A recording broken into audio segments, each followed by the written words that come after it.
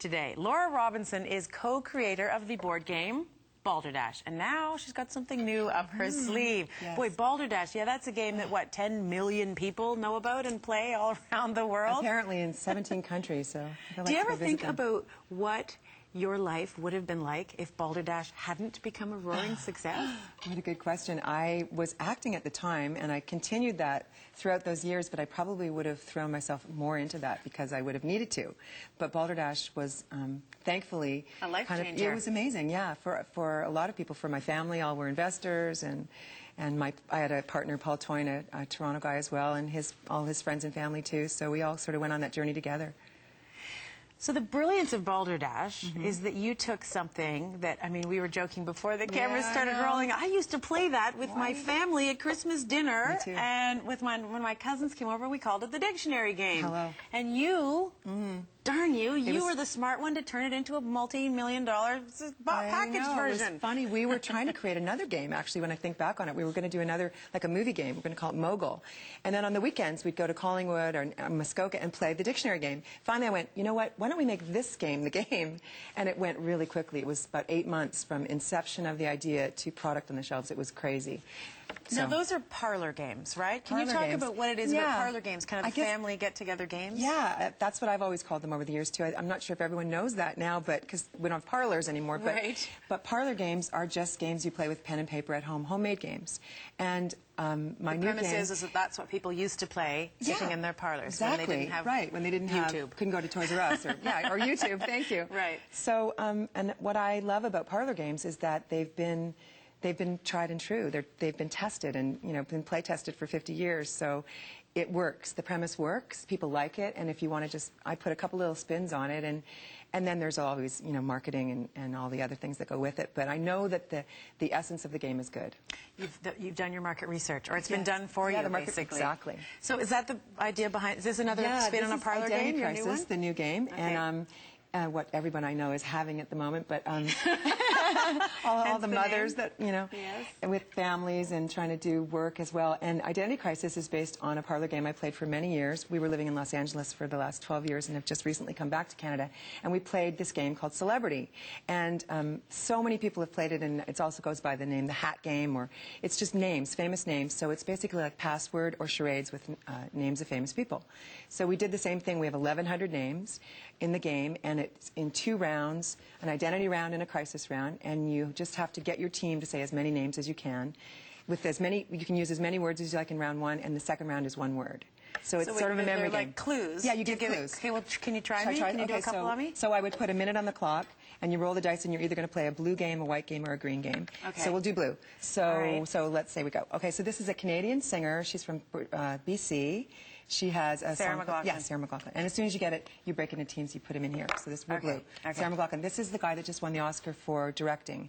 Finally won his Oscar for The Departed. Yes. This is a character name that Harrison Ford played. It's blank blank in the Temple of Doom. Indiana Jones. Right. You get so excited. I like this game. Okay, this is my favorite prime minister. He was married to a younger woman. He's they called him Pet. His initials spelled the word Pet. Right. This is his sidekick was Watson, and he was it's the character as well that was a mystery guy. Sherlock Holmes? Yes, Sherlock Holmes. Okay, so I'm that good would be at the blue level. Ding, ding, ding. So that's round 1. Do they get harder than? No. No, so wait, but you have to know all that stuff about them. There's no written down stuff about them. So if you get one that you don't know, if you get one you don't know, we're doomed too. In the first round, you can pass it. Oh, okay. You just put it to the back of the deck, or you might say, like if it was. If you had Indiana Jones and you didn't know what it was and you really wanted to do it, you could say, second name is like a famous singer, Tom Blank. That, so you can find any way you want to get there. So we call those word charades. Exactly. Okay. So then round 2, do you want to hear what round 2 would be? A random thing, I would say Doom. And you would have to remember... Oh, that's the one word that's supposed to trigger me to a clue I've already answered? Do you remember what so that would be Indiana Jones. Right, and then Departed. Scorsese. Right, and Columbia. Oh, Sarah McLachlan. Yeah, that's it. So you give one word, and it's like the operative word, right? That's whatever you want. And then, you break into teams, so you might be giving clues to one that the other team did. And we have one other thing, which is a crisis card that goes into the second round and makes it an all play, so we call that identity theft, if the other team steals your points. Right. It's simple. It's very simple, but it's it's sort of deceptive. So, but how did you know? I think what everybody wants to know is because we've all got, you know, different family cultures, probably have a whole bunch of different games that their own versions of parlor games. Exactly. But what did you latch onto about this one? What's your brilliance about Balderdash or about this one that made you go, this is the one? This is what we're going to do for our next big smash hit. I'd wanted to do this for many years, and when I moved back to Toronto, so it's timing, right? When I moved back to Toronto, my talent agent, because I'm still acting, my talent agent came to me and said, I have a great idea for a game, and he had this, and he was going to call it Celebrity. And I said, well, I wanted to do that too. I wanted to call it Identity Crisis, and we banded together. And I recommend that to other inventors, that to work with partners, because I love to work with a partner, and something I have that he doesn't have, and you know, it's a good marriage that way. And we have another partner, Patrick Lightheart, who did the design, and he came up with this great design, which is kind of breaking the mold because the game is sort of iPod looking. It's very modern and not like your exactly. Looking, yes. And so Rick Garretts and I have we sort of got the idea, and then we brought Patrick in and did it together. And the reason I knew it was good is that we'd been playing this for so many years, as had he, and I'd always loved this game, and I thought, you know, this is an easy game. It's like you don't have to sing, dance, or eat bugs. You can just, you know, you just have to know names, and we all have thousands of names in our heads. It's so true. But finding out which ones to put in, we have 1,100 names, that was the hard thing, because how do I know who you know, or how do I know who a 20-year-old knows? So we polled a lot of people and did a little survey, and that's so fun. Kind of came up with it. So, do people get jealous of you? I mean, do you get the fact that you were the one who turned it in? As I said to you earlier, you never bought Balderdash. I was refusing to buy Balderdash because that's just the dictionary game, and I'm not going to bother because we play at our. Do people ever say, nah, kind of? Well, I get a lot of, oh, why didn't I think of that? Definitely.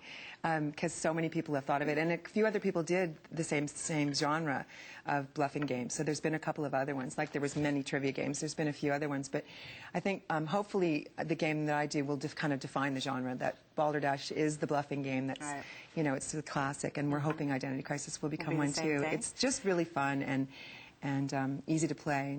You know, can learn it in 5 minutes and be playing. Now, you've got a different scenario than when you launched Balderdash some 20 years ago, which is the whole technological competition. I mean, you mentioned the iPod that your packaging looks like. How do you compete with YouTube, as we say, iPod, MP3, whatever? How do you feel that a good old-fashioned family sit-down with pieces of paper game can compete with all the tech? You know, I think that there's kind of a retro thing with games. I know in LA there's like game night with a lot of celebrities and stuff. A lot of people are playing.